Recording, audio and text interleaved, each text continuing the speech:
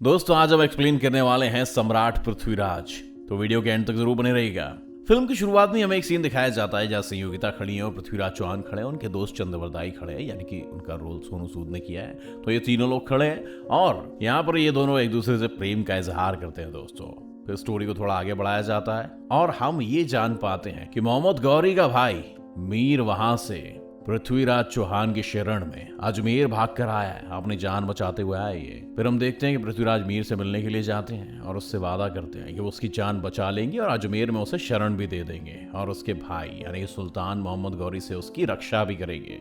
ये बात जब सुल्तान को पता चलती है कि यार मेरी तो बेइज्जती हो गई, मेरे भाई को ऐसे शरण दे दी, उसे बहुत ही गुस्सा आता है, वो दिल पे ले जाता है। वो अपने एक आदमी के जरिए पृथ्वीराज चौहान के पास अपना एक पैगाम भिजवाता है। उसका आदमी पृथ्वीराज चौहान के पास आता है और पैगाम बोलता है कि देखो भैया, सुल्तान चाहते हैं कि पृथ्वीराज चौहान उनके भाई को जल्दी से रिहा कर दे, उनके भाई से कोई मतलब ना रखे।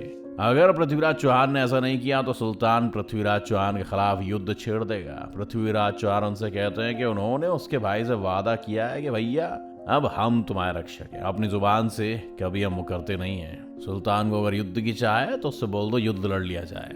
अगला सीन में दिखाया जाता है पृथ्वीराज चौहान और गजनबी के सुल्तान, इन दोनों के बीच में जंग होती है और इस जंग में दोस्तों पृथ्वीराज चौहान मोहम्मद गौरी को हरा देते हैं। हराने के बाद उसे कैद में रख लेते हैं। फिर उसे कैद में रखने के बाद उनकी सभा में जितने भी लोग होते हैं ना, खासकर काका का जिसका रोल संजय दत्त ने निभाया है, उनका कहना था कि मोहम्मद गौरी को यहीं पर मार डालो क्योंकि ये बहुत ही हरामी आदमी है। लेकिन पृथ्वीराज उनकी बात नहीं मानते, वो उसे क्षमादान दे देते हैं। वो पूरी सभा में मोहम्मद गौरी को बुलाया जाता है और पृथ्वीराज मोहम्मद गौरी से कहते हैं कि मैं तुम्हें एक काम कर रहा हूँ, फ्री कर रहा हूँ, जाओ मैं तुम्हारी जान बख्श दे रहा हूँ। इस पर मोहम्मद गौरी से कहता है कि तुम एक काम करो, मुझे आज़ाद मत करो, मुझे अभी मार ही डालो। अगर तुमने अभी नहीं मारा ना तो मैं आगे जाकर तुमसे बहुत बड़ा बदला लूंगा और तुम्हारी हत्या कर दूंगा। पृथ्वीराज चौहान इस पर हंसते हैं और कहते हैं जाओ, कुछ नहीं बिगाड़ सकते मेरा, उखाड़ लो जो उखाड़ना है। उसके बाद पृथ्वीराज चौहान मोहम्मद गौरी को आज़ाद कर देते हैं। दूसरी तरफ कन्नौज के राजा जयचंद दिल्ली के सिंहासन पर बैठने का सपना दे रहे थे। इनका रोल आशुतोष राणा ने निभाया, बहुत अच्छे एक्टर है ये। लेकिन उनके महामंत्री द्वारा उन्हें बताया जाता है कि दिल्ली की कुर्सी अब पृथ्वीराज चौहान को मिल रही है, जिससे जयचंद बेचारे टेंशन ही आ जाते हैं और संयोगिता संयोग से जयचंद की पुत्री है।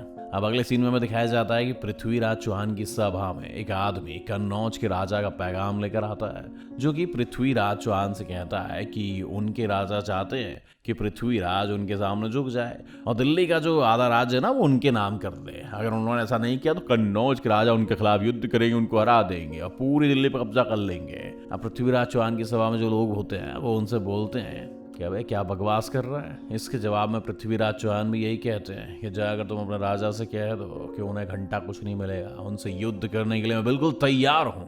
जब जयचंद को पता चलता है कि पृथ्वीराज चौहान ने उनकी बात नहीं मानी तो उनको लगता है कि उनकी बेइज्जती हो गई भाई साहब। इसीलिए वो पृथ्वीराज चौहान की वापस से बेइज्जती करने के लिए वो एक प्लान बनाते हैं। वो अपनी बेटी संयोगिता का स्वयंवर रख देते हैं। उसको पता था ना कि पृथ्वीराज चौहान उसकी बेटी को पसंद करता है, इस बात से वो आगूला हो जाएगा। और उसने स्पेशली एक और काम किया था, पृथ्वीराज चौहान के जो शत्रु होते हैं और जो खास दोस्त होते हैं उन सबको स्वयंवर में इनवाइट किया था ताकि पृथ्वीराज चौहान और ज्यादा जल जाए। पृथ्वीराज चौहान को तो बुलाने का कोई सवाल ही नहीं था, उन्हीं के खिलाफ तो यह षड्यंत्र रचा गया था।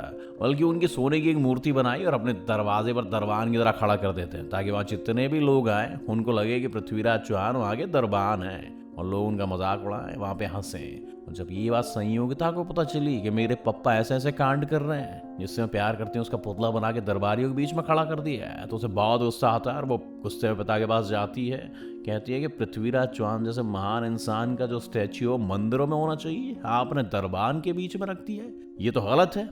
उसके पिता कहते हैं अरे पृथ्वीराज चौहान तुम्हारा लगता है क्या है, मेरे तो दुश्मन है इसलिए मैंने उनके साथ ऐसा किया है। इस सवाल के जवाब में संयोगिता कहती है देखो मैं उनसे प्यार करती हूँ, उनके बिना मैं रह नहीं सकती। अगर मेरी शादी पृथ्वीराज चौहान के अलावा किसी से भी हुई तो मैं मट्टी पलीत कर दूंगी सबकी। ये कहते ही संयोगिता वहां से निकल लेती है। लेकिन ये सुन के उसके पिता बहुत ही ज्यादा गुस्से में आ जाते हैं। फिर अगले दिन हम देखते हैं कि संयोगिता के स्वयंवर वाला दिन आ चुका है भैया, और वहां पे बहुत सारे राजकुमार आ जाते हैं संयोगिता से शादी करने के लिए। लेकिन भारी सभा में वहां पे संयोगिता आ जाती है और अपने पिता और सारे राजकुमारों के सामने कह देती है कि वह शादी करेगी तो सिर्फ पृथ्वीराज चौहान के साथ, और किसी के साथ शादी नहीं करेगी। सबकी बेइज्जती हो जाती है भैया, उसके पिता की भी। फिर हम देखते हैं कि संयोगिता वहां से निकल के जाती है और उस पुतले के पास चले जाती है और उसी को माला पहना देती है और कहती है कि मैंने देखो पृथ्वीराज चौहान को ही अपना पति मान लिया है। अब ये देख के तो भैया उसका पिता बिल्कुल ही बौखला जाता है, उसे मारने ही वाला होता है अपनी तलवार से। तभी हम देखते हैं कि पृथ्वीराज चौहान अपने आदमियों के साथ घोड़े बैठकर वहां चले आते हैं और कन्नौज के राजा सभी लोगों के सामने संयोगिता को अपनी पत्नी स्वीकार कर लेते हैं और उसे घोड़े में बिठा के वहां से निकल लेते हैं। अब ये सब देख के कन्नौज के राजा जयचंद को और भी ज्यादा गुस्सा आ जाता है, वो तिलमिला जाता है। उन्हें लगता है कि उनकी तो बहुत भारी बेइज्जती हो गई, मेरी लड़की को उठा के ले गया, अब तो वो कुछ भी कर गुजरने पर आमादा था। इसलिए वो इस अपमान का बदला लेने के लिए बिल्कुल बिलबिला रहा था कि कैसे वो पृथ्वीराज चौहान से बदला ले, उसे हराए, मारे, अपने सम्मान का बदला ले। इसके अगले सीन में दिखाया जाता है दोस्तों कि जयचंद अपने सेनापति को ऑर्डर देता है कि पृथ्वीराज चौहान के राज्य में जाओ, हमला करो। अगले सीन में दिखाया जाता है कि उसकी सेना जाती है गोंडपुर किले में, जो कि पृथ्वीराज चौहान के राज्य में आता है, और उस पर एकदम से हमला कर देती है। वहीं दूसरी तरफ दिल्ली में पृथ्वीराज चौहान अपनी पत्नी संयोगिता के साथ पूजा करने के लिए जाते हैं कुछ दिनों के लिए, तो वहां पर पृथ्वीराज चौहान होते नहीं है, वहां पर उनके काका और बाकी के लोग होते हैं। इसीलिए उन्हें जब पता चलता है कि गोंडपुर किले पर हमला हुआ है तो वो लोग बिना अपने सम्राट के ही जाते हैं जंग लड़ने के लिए। फिर हमें दिखाया जाता है कि काका यानी कि हमारे संजय दत्त साहब जाते हैं गोंडपुर के किले में कन्नौज के राजा की सेना से लड़ने के लिए, और दोस्तों इस जंग में काका की जान चली जाती है, मृत्यु को वीरगति को प्राप्त हो जाते हैं। जब पृथ्वीराज चौहान को ये बात पता चलती है कि उनके काका अब नहीं रहे उस जंग की वजह से और जयचंद ने युद्ध किया था, तो बहुत ज्यादा गुस्सा में हो जाते हैं। अब वो ठान लेते हैं कि कन्नौज पर अब हमला करेंगे भैया, इस युद्ध को हमेशा के लिए खत्म ही कर देना है। वहीं दूसरी तरफ कन्नौज के राजा जयचंद अपनी पावर बढ़ाने के लिए भैया एक सौदागर को बुलाते हैं। इस सौदागर से कन्नौज के राजा ये बोलते हैं कि जाओ एक काम करो, मोहम्मद गौरी के पास जाओ, गजनबी के सुल्तान के पास, उसको मेरा एक पैगाम लेके जाओ, उससे बोलो कि उन्हें जो भी चाहिए मैं दूंगा, बस बदले में उसकी हेल्प करे। और पृथ्वीराज चौहान को पकड़ के मेरे सामने ले गया, उसने मेरी बेइज्जती करी है। फिर हम देखते हैं कि वो सौदागर जाता है और वो मोहम्मद गौरी के पास जाकर उससे बोलता है कि कन्नौज के राजा ने मुझे भेजा एक सौदा करने के लिए। सौदा भाई साहब ये है कि वो उन्हें बहुत सारे पैसे देंगे जितने वो चाहे, बस बदले में मोहम्मद गौरी पृथ्वीराज चौहान को पकड़कर उनके हवाले कर दे। मोहम्मद गौरी इस सौदे को 2 मिनट सोचता है, कहता हाँ ये तो बिल्कुल वही बात हो रही जो मैं चाहता था। एक तीर से 2 निशाना हो रहा था यहाँ तो, एक तरफ तो दिल्ली की कुर्सी पर वो बैठ जाता, दूसरी तरफ पृथ्वीराज चौहान से बदला लेने का मौका मिल जाता। यानी उसका तो प्लान ये था कि कन्नौज का राजा दिल्ली पर कब्जा करना चाहता है, लेकिन मैं उसकी भी वाट लगा दूंगा, उसको भी निपटा दूंगा, पृथ्वीराज चौहान को भी निपटा दूंगा, मैं दिल्ली का अजीम बादशाह बन जाऊंगा। फिर अगले दिन हम देखते हैं कि मोहम्मद गौरी अपने खबरी को भिजवाता है पृथ्वीराज चौहान के दरबार में एक पैगाम भिजवाने के लिए कि बेटा जाओ उनसे बोल दो, कि जाओ उनसे बोल दो। और वो खबरी आगे इधर बोलता है कि युद्ध होने वाला है दोनों के बीच में। पृथ्वीराज चौहान कहते हैं दोबारा से फिर लड़ने चला है, चलो कोई बात नहीं, फिर से आगे भेज देंगे इसको, और वो जंग कबूल कर लेते हैं। और इन दोनों के बीच में यानी सम्राट पृथ्वीराज चौहान और मोहम्मद गौरी के बीच में जंग की शुरुआत हो जाती है दोस्तों।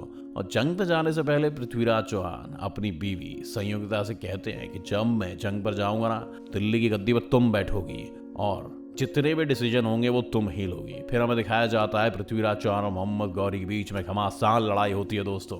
और दोस्तों ये जंग बहुत लंबी चलती है, बहुत लंबी, इसलिए दोनों तरह के जो लोग होते हैं ना वो अपना अपना गेम बना के रात में आराम कर रहे होते हैं। और तभी इसी टाइम सुल्तान यानी मोहम्मद गौरी प्लानिंग बना लेता है कि रात में ये लोग जाएंगे और जो पृथ्वीराज चौहान के सैनिक बने होंगे उनका निपटाएंगे और वहां पर चोरी छुपे आग लगा देंगे, तो दहशत मच जाएगी, कुछ सैनिक भी मर जाएंगे और इस तरीके से हम जीत सकते हैं। मतलब बिल्कुल कायरता वाली बात दोस्तों।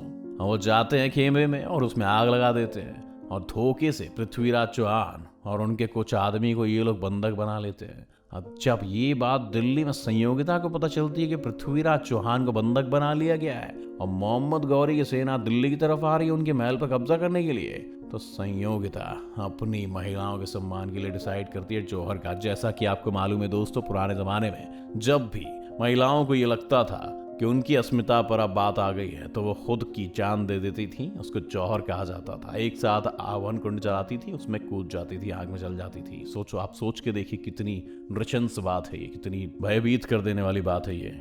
अब सभी महिलाएं वो लोग अपने आत्मसम्मान के लिए जौहर कर लेती हैं। दूसरी तरफ टाइम और बीत जाता है और हमें पता चलता है कि सुल्तान ने पृथ्वीराज चौहान की आंख जला दी है, निकाल ली। यानी पृथ्वीराज चौहान को अब दिखाई बिल्कुल भी नहीं दे रहा है। फिर अगले सीन में दिखाई देता है कि पृथ्वीराज चौहान को एक मैदान में मुकाबले के लिए खड़ा किया जाता है। उनके सामने 3 शेर रख दिए जाते हैं। यानी पृथ्वीराज चौहान जिनको दिखाई नहीं देता, फिर भी उनके सामने 3 शेर भेजे जाते हैं लड़ाई करने के लिए। फिर भी पृथ्वीराज चौहान, जो कि अपनी शब्द वेदी वाण विद्या में उन्होंने निपुण थे, अगर आपने उनके बारे में इतिहास में पढ़ा होगा या फिर एक टीवी पर सीरियल भी आता था जिसमें एक एक्टर था रजत टोकस, पृथ्वीराज चौहान के नाम से ही आता था, उसमें पूरे डिटेल में दिखाया गया था कि शब्द वेदी बाण विद्या कैसे सीखी थी इन्होंने।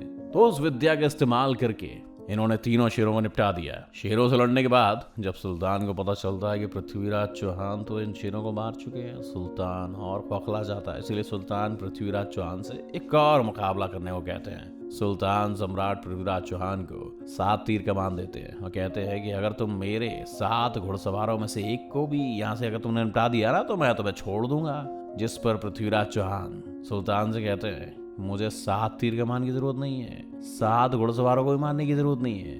एक काम करो ना, 1 तीर कमान और सामने हम दोनों के बीच में मुकाबला हो जाए। यानी सम्राट पृथ्वीराज चौहान मोहम्मद गौरी को चुनौती देते हैं कि बेटे 1 to 1 आ जाओ मेरे संग। ये 7 हाथ क्या प्यादे को दाव पे लगा रहे हो, तुम और मैं, बोलो क्या बोलते हो। मोहम्मद गौरी थोड़ी देर सोचता है फिर कहता है कि चलो ठीक है, ये कबूल कर ही लेते, दोनों आके तो फोड़ी दी है, क्या ही कर लेगा मेरा।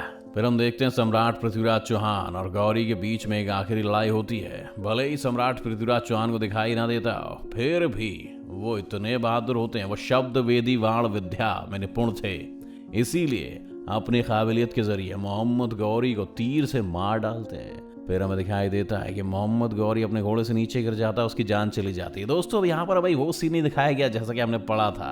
मूवी में बहुत सारी कमियां तो हैं, जैसे कि वो सीन चंद्रवरदाई उन्हें बताते हैं। पृथ्वीराज रासों में ये लिखा गया है कि 7 हाथ 24 गज अंगुल अष्ट प्रमाण, ताऊ पर सुल्तान है मच्चू के चौहान। इसमें तो बिल्कुल सामने सामने युद्ध दिखाया जा रहा है, जो कि बिल्कुल भी अच्छी बात नहीं है। दोस्तों, हिस्ट्री को डेविएट नहीं करना चाहिए। सुल्तान के मरने के बाद उनके सेनापति और जितने भी सेना वाले लोग होते हैं उन्हें बहुत ज्यादा गुस्सा आ जाता है और वो लोग सम्राट पृथ्वीराज चौहान के ऊपर तीर कमान की बारिश कर देते हैं। और हम देखते हैं पृथ्वीराज चौहान के जिसमें बहुत सारे तीर घुस चुके हैं और अंत में पृथ्वीराज चौहान वहीं पर गिर जाते हैं और उनकी मृत्यु हो जाती है। यानी वो वीर गति को प्राप्त हो जाते हैं। दोस्तों, ये फिल्म यहीं पर खत्म हो जाती है। ये थी पूरी फिल्म की कहानी। पृथ्वीराज चौहान ने दोस्तों बहुत सारे मंदिरों का निर्माण किया था, उसके बारे में फिल्म में कोई जिक्र नहीं है। उस जमाने में उनको डांडिया खेलते हुए दिखाया जा रहा है, तब डांडिया तो इजाद भी नहीं हुआ था। दोस्तों, मतलब यही होता है, कमजोर डायरेक्टर अगर मूवी बनाता है तो बहुत सारे फ्लॉज होता है। पृथ्वीराज चौहान बहुत महान शख्सियत है दोस्तों, याद रखिएगा, लेकिन अक्षय कुमार ने उनके रोल के संग जस्टिस किया। खैर, जो भी हो, मेरा काम मूवी रिव्यू करना नहीं, मूवी एक्सप्लेन करना है, तो भाई एक्सप्लेनेशन में टिके रहते हैं। अगर आपको वीडियो पसंद आई हो तो वीडियो को जरूर लाइक करें और हमारे चैनल को जरूर सब्सक्राइब करें। मेरा नाम गगन है, मिलते हैं आपसे किसी और मूवी रिव्यू के साथ। धन्यवाद।